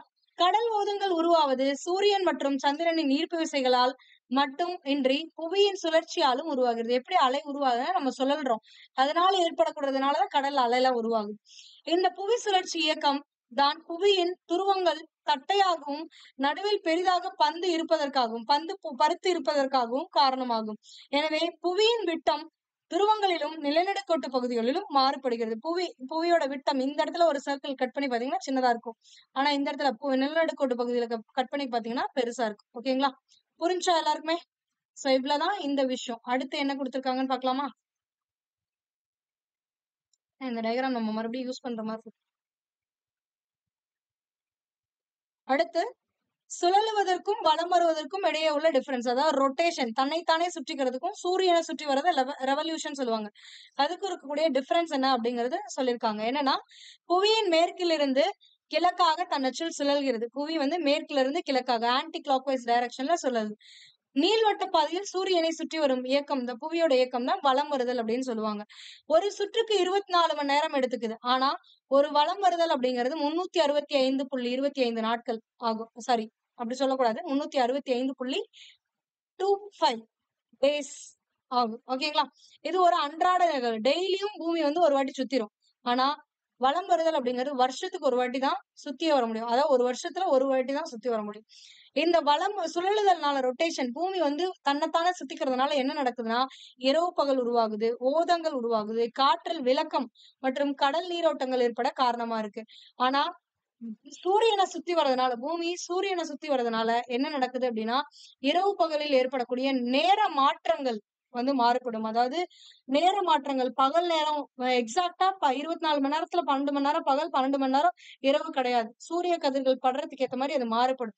சோ அந்த நேர மாற்றம் எதனால ஏற்படுது அப்படின்னா சூரியனை சுற்றி வர்றதுனால ஏற்படுது. ஏன்னா சூரியனை பார்த்து எந்த ஆங்கிள் சுற்றி வருதோ அந்த ஆங்கிளுக்கு ஏத்த மாதிரி நேரம் மாறுபடும். நண்பகல் வேளையில் சூரியனின் நிலையில் இருக்கும் இடத்தில் ஏற்படும் வேறுபாடு மற்றும் பருவ காலங்களில் ஏற்படும் மாற்றத்திற்கும் காரணமாகிறது. சோ பருவ காலங்கள் ஏற்படுவது எதனாலன்னு கேட்பாங்க. சூரியனை சுற்றி வர்றதுனாலதான் ஏற்படும். அடுத்தது ஒளியூட்டத்தின் வட்டம் அப்படின்றாங்க. ஒளியூட்டத்தின் வட்டம், சர்க்கிள் ஆஃப் இலுமினேஷன் அப்படிங்கிறது என்னன்னா ஒளியையும் இருளையும் பிரிக்கும் புவியை சுற்றியுள்ள ஒரு கோட்டை ஒளியூட்டத்தின் வட்டம் என்கிறோம். இப்ப நம்ம பார்த்தோம்ல, பகலையும் இரவையும் பிரிக்குது இல்ல, பகல் இரவு தான் ஒளி இரவு. ஒளியா இருந்துச்சுன்னா பகலு, இரவா இருந்துச்சுன்னா டார்க்கா இருக்கும். அப்ப இந்த சென்ட்ரல் லைன் இருக்குல்ல, இந்த வட்டத்துக்கு பேரு தான் வந்து ஒளிர்வு வட்டம் அப்படின்னு சொல்லுவாங்க. இங்க வந்து ஒளிவூட்டு வட்டம் அப்படின்னு சொல்றாங்க. ஓகேங்களா?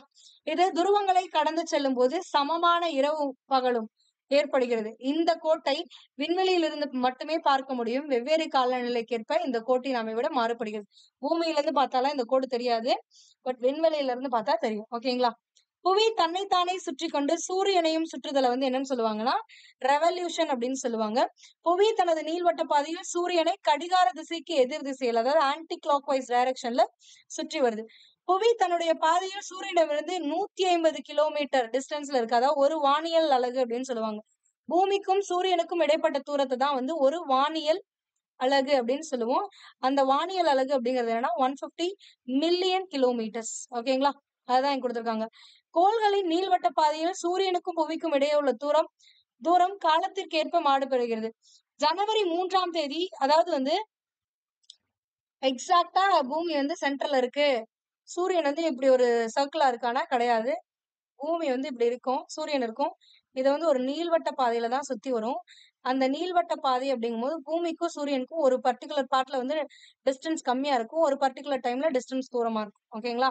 சோ ஜனவரி 3ஆம் தேதி சூரியனுக்கு அருகில வந்து, அதாவது இந்த போர்ஷன்ல வந்து சுத்தி வரும் அப்படின்னு சொல்றாங்க. அதை சூரியனின் அண்மை புள்ளி என்கிறோம். என்றால் அடுத்தது இந்த புள்ளி புவிக்கும் சூரியனுக்கும் இடையே உள்ள தூரம். அப்ப அதாவது இந்த மாதிரி நீள்வட்ட பாதையில சுற்றி வரும் பொழுது பூமி இங்க இருக்கு அப்படின்னா இந்த டிஸ்டன்ஸ் வந்து ஷார்டஸ்ட் டிஸ்டன்ஸ், இது வந்து லாங்கஸ்ட் டிஸ்டன்ஸ். அப்ப பூமி இந்த இடத்துல சுத்தி வரும் பொழுது இதுதான் அண்மை புள்ளின்னு சொல்லுவாங்க. அந்த டைம்ல பூமிக்கும் சூரியனுக்கும் எவ்வளவு டிஸ்டன்ஸ் இருக்குன்னா 147 மில்லியன் கிலோமீட்டர் டிஸ்டன்ஸ் இருக்குமா. ஓகேவா. இதுவே ஜூலை 4ஆம் தேதி, ஜனவரி 3ஆம் தேதி இப்படி இருக்கும். ஜூலை 4ஆம் தேதி எங்க இருக்கும்னா பூமி வந்து இங்க இருக்கும், இந்த இடத்துல பூமி இருக்கும். அப்ப இந்த டிஸ்டன்ஸ் எவ்வளவு இருக்கும் அப்படின்னா 152 மில்லியன் கிலோமீட்டர் டிஸ்டன்ஸ் இருக்கும். ஓகேங்களா. ஒரு 5 மில்லியன் கிலோமீட்டர், 50 லட்சம் கிலோமீட்டர் டிஸ்டன்ஸ் டிஃபர் ஆகும் அப்படின்னு சொல்றாங்க. வேற ஒண்ணும் கிடையாது. இந்த மாதிரி தூரமா இருக்கிறது வந்து தொலைதூர புள்ளி அப்படின்னு சொல்லுவாங்க. வேற இல்ல, சூரிய தொலைதூர புள்ளி. புவி சூரியனை சுற்றி வர எடுத்துக்கொள்ளும் கால அளவு 365 நாட்கள் 6 மணி நேரம். இது வந்து 6 மணி நேரம் எக்ஸாக்டானா கிடையாது. 5 மணி நேரம் 48 நிமிடம் மற்றும் 45 வினாடிகள். அதுதான் 365.25 நாட்கள், 25 நாட்கள் அப்படின்னு சொல்லுவாங்க. புவி சூரியனை சுற்றி வரும் வேகம் மணிக்கு 1,07,000 கிலோமீட்டர் அல்லது ஒரு வினாடிக்கு 30 கிலோமீட்டர் என்ற வேகத்துல சுத்தி வருது அப்படின்னு கொடுத்திருப்பாங்க. துப்பாக்கியிலிருந்து தோட்டா வெளியே வரக்கூடிய வேகம், அதாவது ஒரு ஷூட் பண்றீங்கன்னா அப்ப எவ்வளவு ஃபாஸ்டா வந்து அந்த துப்பாக்கியில இருந்து தோட்டா வெளியில வரும்னா 1 மணி நேரத்துல 9 கிலோமீட்டர் டிராவல் பண்ற மாதிரிதான் வரும். ஒரு ஷூட் பண்ணீங்க அப்படின்னா அந்த தோட்டா வந்து 1 மணி நேரம் பயணிக்குதுன்னா 9 கிலோமீட்டர் போயிருக்கும். ஆனா 30 கிலோமீட்டர் பர் அவர் ஸ்பீட்ல வந்து பூமி சுத்துது. அப்போ ஒரு 30 கிலோமீட்டர் பர் செகண்ட், ஒரு செகண்ட்ல 30 கிலோமீட்டர் டிராவல் பண்ணிடும் பூமி, அந்த வேகத்துல சுத்துது அப்படின்னு சொல்றாங்க. ஓகேங்களா. இந்த லீஃப் கால்குலேஷன் ஆல்ரெடி சொன்னேன். நார்மல் இயர்ஸா இருந்துச்சு அப்படின்னா 4ஆல வகுத்து பார்த்து சொல்லணும். செஞ்சுரிஸா இருந்துச்சு, நூற்றாண்டுகளா இருந்துச்சுன்னா 400ஆல வகுத்து பார்த்து சொல்லணும். அப்ப 92 அப்படிங்கிறது 4ஆல வகுப்படுமா அப்படின்னா வகுப்படும். அப்ப இது வந்து லீப் இயர். 95 4ஆல வகுப்படாது. அப்ப இது லீப் இயர் கிடையாது. இது வந்து செஞ்சுரி. செஞ்சுரினா எதால டிவைட் பண்ணும்? 400ஆல டிவைட் பண்ணும். அப்ப 400ஆல டிவைட் பண்ணீங்கன்னா 2 0க்கு 2 0 கேன்சல், ஒரு நாள் 4 ஐநாங்கிறது வகுப்படுது. அப்ப 2000 வந்து ஒரு லீப் இயர். 2005 லீப் இயர் கிடையாது. 2008 லீப் இயர். 2010 லீப் இயர் கிடையாது, ஏன்னா 4ஆல வகுப்படாது. 2012 4ஆல வகுப்படும், அது லீப் இயர். 14 வகுப்படாது, அது லீப் இயர் கிடையாது. 17 வகுப்படாது. 2020 4ஆல வகுப்படும், ஏன்னா லாஸ்ட் 2 டிஜிட் 4ஆல வகுப்படும். இப்ப இது லீப் இயர். 24 வகுப்படும், லீப் இயர். 30 வகுப்படாது, அதனால லீப் இயர் கிடையாது. 35 வகுப்படாது, லீப் இயர் கிடையாது. 40 வகுப்படும், லீப் இயர். 44 வகுப்படும், லீப் இயர். ஆனா 1700 லீப் இயர்னு கேட்டீங்கன்னா கிடையாது. ஏன்னா 400ஆல வகுத்தீங்கன்னா இது டிவைட் ஆகுது. நன்னாங்க 16, ஆனா இங்க 17 இருக்கப்ப டிவைட் ஆகல. ஓகேங்களா. சோ இத மறக்காம பாத்துக்கோங்க. நார்மல் இயர்ஸ்னா 4ஆல வகுத்து பார்க்கணும். இதுவே செஞ்சுரிஸா இருந்துச்சுன்னா 400ஆல வகுக்கணும். ஓகேவா. அடுத்தது புவி வலம் வருதலும் லீப் வருடமும். புவி சூரியனை ஒரு முறை சுற்றி வர எடுத்துக்கொள்ளும் கால அளவை ஒரு ஆண்டு என்கின்றோம். புவி சூரியனை ஒரு முறை சுற்றி வருவது 365 நாட்கள் 6 மணி நேரம், அதாவது 365.25 நாட்கள் எடுத்துக்கொள்கிறது. இந்த அதிகப்படியான அந்த இப்போ ஒரு வருஷத்துக்கு 365 தான் வரும். ஓகேங்களா. சோ அப்ப அடுத்த வருஷம் போது ஒரு 365, அடுத்த வருஷம் போது ஒரு 365, அடுத்த வருஷம் போது ஒரு 365. சோ ஒவ்வொரு வருஷமும் இந்த காலம் வந்து சொல்லிட்டு இருக்க மாட்டாங்க. ஒரு வருஷத்துக்கு 365 நாள் மட்டும் தான் சொல்லுவாங்க. 4 வருஷத்துக்கு ஒரு வாட்டி இந்த 4 காலம் சேர்த்தா 1ன்னு வந்துருமா. அப்ப 4வது வருஷம் என்ன பண்ணுவாங்கன்னா 366 நாட்கள் அப்படின்னு சொல்லி போட்டிருப்பாங்க. இதுதான் வந்து லீப் இயர் அப்படின்னு சொல்லுவாங்க. இந்த 4வது வருஷத்தை வந்து லீப் இயர், 366 நாட்கள் இருக்கக்கூடியதுதான் வந்து லீப் இயர் அப்படின்னு சொல்லுவாங்க. இததான் வந்து இங்க உங்களுக்கு கொடுத்திருப்பாங்க. வேற ஒண்ணுமே இங்க கொடுத்திருக்க மாட்டாங்க. நம் நாள்காட்டியில் காட்டியை புவி சுழற்சிக்கு ஏற்ப நிலையாக வைத்துக் கொள்ள 4 ஆண்டுகளுக்கு ஒரு முறை கூடுதலாக ஒரு நாள் பிப்ரவரி மாதத்தில் சேர்த்துக் கொள்கிறோம். இந்த ஆண்டு லீப் இயர்ன்றோம். சோ இந்த லீப் இயர் பிப்ரவரி மாதம் 29 நாட்கள் கொண்டதாக இருக்கும். ஓகேங்களா. அடுத்தது புவி வலம் வருதலால் ஏற்படக்கூடிய விளைவு, அதாவது புவி வந்து சூரியனை சுற்றி வர்றதுனால ஏற்படக்கூடிய விளைவு என்னென்ன அப்படின்னு பாத்தீங்கன்னா பருவ காலங்கள் நடக்குது. பகலிரவில் கால வேறுபாடு. பகலிரவு எதனால நடக்குதுன்னா சுழலுதல்னாலதான் நடக்குது. ஆனா பகலிரவுல கால வேறுபாடு, அதிக பகல் குறைந்த இரவு, அதிக இரவு குறைந்த பகல், அந்த இதெல்லாம் வந்து இந்த வலம் வருதலால் நடக்கக்கூடியது. புவி மேற்பரப்பில் சூரிய கதிர் பரவல் மற்றும் வெப்பமண்டல வேறுபாடு வந்து நடக்குது. ஓகேங்களா. சோ அடுத்த டாபிக் என்னன்னு பாத்தீங்கன்னா சீசன்ஸ், பருவ காலங்கள். எப்படி புவி வலம் வர்றதுனாலதான் இந்த பருவ காலங்கள் ஏற்படுது அப்படின்னு சொன்னோம். சோ அப்புறம் வலம் வரும் பொழுது எப்படி எல்லாம் மாறும் அப்படின்னு பார்க்க போறோம். ஓகேங்களா. சோ இதான் புவி சூரியனை வலம் வருதலாலும் தன் அச்சை ஆண்டு முழுவதும் 23 டிகிரி ஒரே திசையில் சாய்ந்திருப்பதாலும் பருவ காலங்கள் ஏற்படுகின்றன. அப்ப எப்படி இருக்கும் அப்படின்னா இப்படி இருக்கும். இதுதான் சூரியன். இங்க இப்போ இதுதான் வந்து நார்த் போல், இது சவுத் போல். இப்படி இருக்க பூமி இப்படி வரும் அடுத்து. அதாவது இது வந்து ஜூன் 21ஆம் தேதி வடகோளம் வட கோளம் வந்து கோடைகாலம் இருக்கும். ஏன்னா இப்படி இருக்கா. சோ இந்த போர்ஷன், அதாவது இந்த லைட் கலர்ல இருக்கு பாருங்க, இது வந்து என்னன்னா பகலா இருக்குன்னு அர்த்தம். பகலா இருக்குல்ல, வெளிச்சம் படக்கூடிய போர்ஷன் அர்த்தம். சோ இந்த வெளிச்சம் படுறதுலதான் இந்த நார்த் போல் இருக்கு. அப்ப நார்த் போல் வந்து சூரியனை நோக்கி இருக்கு. ஆனா சவுத் போல் எப்படி இருக்கு, அவுட்டர்ல இருக்கு. அதனால என்ன ஆகும் அப்படின்னா ஜூன் 21ஆம் தேதி போலலாம் நம்மளுக்கு கோடை காலமா இருக்கிறதுக்கான காரணம் இதுதான். அதே மாதிரி வட துருவத்திலயும் என்ன இருக்குன்னா கோடை காலமா இருக்கும். அதாவது வடக்கோளம்னு சொல்லுவாங்க. இது வந்து ஈக்குவேட்டார். இந்த சென்ட்ரல் லைன் இருக்குல்ல, சென்ட்ரல் லைனுக்கு மேல பாருங்க அதிகமா இருக்கும், சென்ட்ரல் லைனுக்கு கீழே கம்மியா தான் இருக்கும். அப்ப சென்ட்ரல் லைனுக்கு மேல இருக்கிறது கோடை காலமா இருக்கும். சென்ட்ரல் லைனுக்கு கீழே இருக்கிறது எல்லாமே, அதாவது நிலநடுக்கோட்டு பகுதி கீழே இருக்கிறது எல்லாமே குளிர்காலமா இருக்கு. ஏன்னா இங்க கொஞ்சம் பகுதி மட்டும்தான் இதாயிருக்கு, நிலநடுக்கோட்டை ஒட்டி இருக்க பகுதி. அடுத்து இங்க இருந்து இந்த போர்ஷனுக்கு வருது. இந்த போர்ஷன் வரும்போது என்ன ஆகும் அப்படின்னா இந்த வட துருவம் இந்தாண்ட அவுட்டர்ல வந்துடும். தென் துருவம் வந்து சூரியனுக்கு ஏத்த மாதிரி போயிடும். அப்ப தென் துருவத்துல வந்து கோடை காலமா இருக்கும். வட அரைக்கோளம் நம்ம இருக்கிறது வட அரைக்கோளம். அப்ப நம்மளுக்கு வந்து இலையுதிர் காலமா வந்து மாறிடும். ஓகேங்களா. சோ அதுக்கு அடுத்து பாத்தீங்கன்னா இந்த மாதிரி இருக்கிறது டிசம்பர் 22ஆம் தேதி எப்படி ஆயிடும் அப்படின்னா வட துருவம் வெளியில போயிடுச்சா, தென் துருவம் ஆல்மோஸ்ட் இன்னும் கொஞ்சம் வெளில வரும். அப்ப தென் துருவத்துல கோடை காலமா இருக்கும். வட அரைக்கோள பகுதி, அதாவது இது வந்து வட அரைக்கோள பகுதி. சோ தென் துருவ பகுதி தான் மோஸ்ட்லி வந்து கவர் ஆயிருக்கு, சூரியனோட வெளிச்சத்துல படுது. சோ அதனால இங்க வந்து கோடை காலம்னா மேல இருக்க பகுதி இந்த ஒரு போர்ஷன் வந்து கோடை காலம், ஓரளவுக்கு வெயில் அடிக்கும். பட் இந்த இடத்துல குளிர்காலம் அதிகமா இருக்கும். ஓகேங்களா. சோ அதனாலதான் நம்மளுக்கு குளிர்காலமா இருக்கிறது. அடுத்தது இது இங்க போகும்போது மறுபடியும் வடகோளம் வந்து வசந்த கோலம் ஆயிடும். ஓகேங்களா. கொஞ்சம் ஈக்குவலா மாறிடும். சோ நம்மளுக்கு வந்து கோடை காலம் ஆரம்பிக்கிறதுக்கு முன்னாடி இருக்கக்கூடிய காலம் வந்து வசந்த காலம், அடுத்து கோடை காலம் தோன்றிடும். சோ இந்த மாதிரிதான் சுத்திட்டு வரும். ஓகேங்களா. சோ இதுதான் அடுத்து இருக்கக்கூடிய இந்த ஸ்டான்சாஸ்ல கொடுத்திருப்பாங்க. பருவ காலங்கள் பொதுவாக வசந்த காலம், கோடை காலம், இலையுதிர் காலம், குளிர்காலம் என 4 பருவங்களாக பிரிக்கப்படுகிறது. புவி தன் நீள்வட்ட பாதையில் சூரியனை வலம் வருவதால் சூரிய கதிர் செங்குத்தாக விழும் அட்சரேகைகள் மாறுகின்றன. சோ இப்ப வந்து ஜூன் 21 இங்க இருக்குல்ல, அப்போ நிலநடுக்கோட்டு பகுதி இங்க இருக்கு. ஆனா கடகரேகையில விழுது பாருங்க. ஜூன் 21ஆம் தேதி சூரிய வெளிச்சம் டைரக்டா செங்குத்தா எங்க விழுது, கடகரேகையில விழுது. ஓகேங்களா. சோ அதை பொறுத்து மாறும் அப்படின்றாங்க. சோ மேலும் சூரியனானது ஆண்டு முழுவதும் வடக்கு நோக்கியோ அல்லது தெற்கு நோக்கியோ பயணிப்பது போன்ற ஒரு தோற்றத்தை தருகிறது. இது சூரியனின் தோற்ற நகர்வு என்று பெயர். இது நீங்க இந்த இன்க்ளினேஷன், இந்த சூரியன் தோன்றது மறையறத பார்க்கும் பொழுது ஒரு சில காலங்கள்லாம் பாத்தீங்கன்னா சூரியன் வந்து எக்ஸாக்டா கிழக்குல எல்லாம் இருக்காது. ஓரளவுக்கு வடக்கு நோக்கி கிழக்குல வடகிழக்குல வந்து தோன்றும். அடுத்து பாத்தீங்கன்னா தென்கிழக்குல தோன்ற மாதிரி இருக்கும். அது வந்து சூரியன் வந்து வடக்குல இருந்து தெற்கு நோக்கி தோன்ற மாதிரி ஒரு ஃபீல் நம்மளுக்கு கிடைக்கும். இதெல்லாம் நீங்க சூரிய உதயத்தை வந்து வாட்ச் பண்ணீங்கன்னா உங்களுக்கு தெரியும். ஒரு மாசத்துல வந்து வடக்கு, அதாவது எக்ஸாக்டா கிழக்குல உதிக்காது சூரியன். கொஞ்சம் வந்து தள்ளி உதிக்கும். வடகிழக்குல உதிக்கிற மாதிரி இருக்கும். ஒரு சில டைம் தென்கிழக்கு பகுதியில வந்து உதிக்கிற மாதிரி இருக்கும். அதே மாதிரி மறையறதுமே மாறுபடும். அப்ப அந்த வடக்கு தெற்கா வந்து மாறுறது எதனால அப்படின்னா இந்த வலம் வருதலால ஏற்படக்கூடிய ஒரு மாற்றம் தான். இததான் வந்து சூரியனின் தோற்ற நகர்வு அப்படின்னு சொல்றாங்க. இது சூரியன் நிலநடுக்கோட்டிற்கு தெற்கும் வடக்கும் அலைவதால் போன்ற ஒரு தோற்றத்தை தருகிறது. ஆனால் உண்மையில் புவிதான் தனது சாய்ந்த அச்சை சூரியனை சுற்றி இயக்குகிறது. தினசரி அல்லது மாத அடிப்படையில் ஆண்டின் வேறு வேறு காலகட்டத்தில் இது போன்று வேறுபடுகிறது. மார்ச் 21, செப்டம்பர் 23 சூரியனின் மிகச் சரியாக கிழக்கே தோன்றி மேற்கே மறையும். சோ அதுக்கான காரணம் என்னன்னா எக்ஸாக்டா நிலநடுக்கோட்டுல எப்ப சூரியனோட ஒளி படுதோ, எப்ப பாதி சூரியன்ல வந்து, அதாவது பாதி பூமியில வந்து, நிலநடுக்கோடுங்கிறது பூமியை வந்து 2ஆ பிரிக்கக்கூடிய இந்த லைன். சோ அது எக்ஸாக்டா என்னைக்கு நடக்குதோ அப்பதான் வந்து நம்மளுக்கு சம பகலிரவு தோன்றும் அப்படின்னு சொல்லுவாங்க. ஓகேங்களா. சோ அததான் இங்க கொடுத்திருப்பாங்க. மார்ச் 21ஆம் தேதியும் செப்டம்பர் 23ஆம் தேதியும் எக்ஸாக்டா நிலநடுக்கோட்டு பகுதியில சூரியன் தோன்றி சூரியன் வந்து உதிக்கும். செங்குத்தா இருக்கும். சூரியனோட கதிர்கள் செங்குத்தா நிலநடுக்கோட்டு பகுதியில மார்ச் 21ஆம் தேதி செப்டம்பர் 23ஆ இருக்கும். அன்னைக்குதான் சூரியன் வந்து எக்ஸாக்டா நம்மளுக்கு கிழக்கு திசையில உதிச்சு மேற்கு திசையில மறையிற மாதிரி தோணும். ஓகேங்களா. இப்போ இப்படி இருக்கு அப்படின்னா இது கிழக்கா, இது வெஸ்ட், இது நார்த், இது சவுத் இல்ல. சோ நீங்க எல்லா நாளும் பாத்தீங்கன்னா ஈஸ்ட்ல இருந்தே சூரியன் இப்படி உதிச்சு இப்படி வராது. ஒரு சில டைம் இப்படி உதிக்கிற மாதிரி இருக்கும், ஒரு சில டைம் இப்படி உதிக்கிற மாதிரி இருக்கும், ஒரு சில டைம் இங்க இருந்து ஈஸ்ட்ல இருந்து கொஞ்சம் தள்ளி உதிக்கிற மாதிரி இருக்கும்.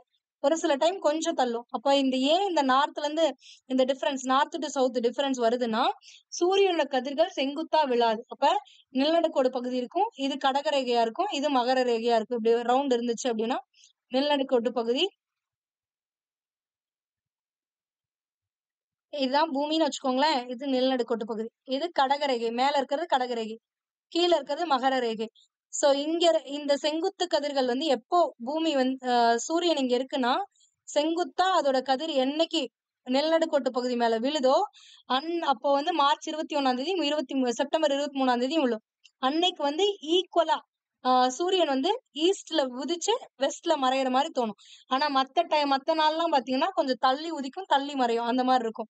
அதுக்கான காரணம் என்னன்னா ஒரு சில நாட்கள் வந்து சூரியனோட கதிர்கள் இந்த டில்ட் ஆயிருக்குல்ல, அதனால சூரியனோட கதிர்கள் கடகரேகையில விழும். இங்க ப்ரீவியஸ் டிராயிங்ல பாத்தீங்கன்னா தெரியும். இந்த இடத்துல பாருங்க, நிலநடுக்கோடு இங்க இருக்கு, ஆனா இந்த பகுதியில விழுது சூரியனோட கதிர்கள். சோ அதனாலதான் இந்த தோற்றம் வந்து நம்மளுக்கு தெரியும். ஓகேங்களா? அதே மாதிரிதான் ஒரு சில டைம் வந்து மகர ரேகையில செங்குத்தா விழும். இது நிலநடுக்கோட்டு பகுதிங்கிறது இங்க இருக்கு, ஆனா சூரிய கதிர்கள் செங்குத்தா எங்க விழுதுன்னா இந்த பகுதியில விழுது. ஓகேங்களா? மகர ரேகையில விழுது. அது என்னைக்கு விழுன்னா டிசம்பர் 22 விழும். அதே மாதிரி ஆஹ் இது வந்து மகர ரேகையில விழுறது, இது வந்து கடகரேகையில ஜூன் 21 விழும். மார்ச் 21 செப்டம்பர் 23 எக்ஸாக்டா நிலநடுக்கோட்டு பகுதி மேலேயே வந்து உதிக்கும். அததான் இங்க வந்து கொடுத்திருப்பாங்க, வேற ஒண்ணும் இல்ல. சமநாள், நீண்ட பகல் இரவு நாள் அப்படின்றாங்க. சமநாள் அப்படின்னா என்னன்னா 12 ஹவர்ஸ் பகல், 12 ஹவர்ஸ் வந்து இரவு இருக்கும். அதுதான் சூரிய கதிர்கள் நண்பகலில் செங்குத்தாக விழும் என்பது உங்களுக்கு தெரியும்.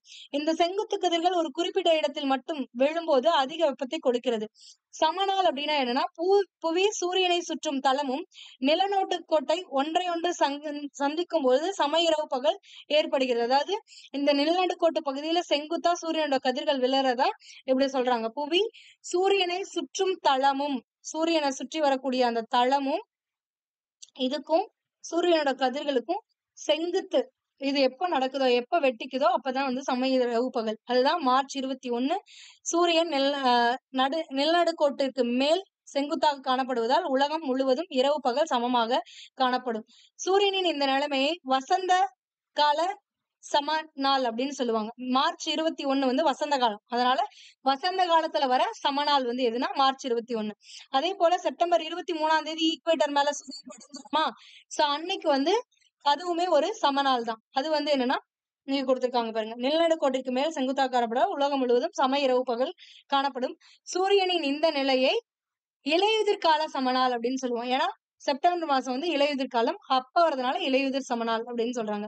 2 துருவங்களும் சூரிய ஒளியை பெற்றுக் கொள்வதால் உலகில் எல்லா இடங்களிலும் இரவும் பகலும் சமமாக இருக்கும். இந்த காலத்துல இது வட துருவத்திற்கும் வசந்த காலத்திற்கும் தென் துருவத்திற்கு இலையுதிர் காலமாகவும் மாறி இருக்கும். ஏன்னா நான் ஆல்ரெடி சொன்னேன், இந்த போர்ஷன் அப்போ நம்மளுக்கு வட அரைக்கோளத்துல இருக்கவங்க எல்லாருக்கும் கோடை காலமா இருக்கும், ஆனா தென் அரைக்கோளத்துல குளிர்காலமா இருக்கு. ஏன்னா இங்க சூரிய ஒளியே படாது, அதனால. சோ அதுதான் இங்க மீன் பண்றாங்க, வேற ஒண்ணுமே கிடையாது. அடுத்தது நீண்ட பகல் அப்படிங்கிறது, அதாவது இது வந்து நம்மளை பொறுத்து சொல்றாங்க. நம்ம எங்க இருக்கோம்னா வட அரைக்கோளத்துல இருக்கோம். இப்படி இருக்க பூமியில 4 பிரிச்சிங்கன்னா மேல இருக்கிறது நிலநடுக்கோட்டுக்கு மேல இருக்கிறது வட அரைக்கோளம். நம்மளோட இந்தியா எங்க இருக்குன்னா வட அரைக்கோளத்துலதான் இருக்கும். சோ அதனால நம்மளை பொறுத்துதான் இந்த நீண்ட பகல் சொல்லியிருப்பாங்க. சோ அப்ப நம்மளுக்கு நீண்ட பகல் என்னைக்கு தோன்றும் அப்படின்னா ஜூன் 21 நம்மளுக்கு நீண்ட பகல் தோறும். வட துருவம் சூரியனை நோக்கி சாய்ந்து காணப்படுகிறது. இந்த ஜூன் 21 எப்படி இருக்கு இந்த பிக்சர் பாருங்க. சூரியனோட கதிர்கள் எங்க விழுது, கடகரேகையின் மேல விழுது. சோ அப்ப நம்மளுக்கு வந்து பகல் பொழுது வந்து அதிகமா இருக்கும். சவுத்துல இருக்கவங்களுக்கு, அதாவது தென் துருவத்துல இருக்கவங்களுக்கு பகல் பொழுது கம்மியா இருக்கும், அவங்களுக்கு இரவு அதிகமா இருக்கும். அப்ப நம்மளுக்கு நீண்ட பகல் குறைந்த இரவா இருக்கும், அவங்களுக்கு நீண்ட இரவு நம்மளுக்கு குறைந்த பகலா அவங்களுக்கு தோன்றும். அததான் இங்க கொடுத்திருப்பாங்க. 24 மணி நேரம் சூரிய ஒளியை பெறுகிறது.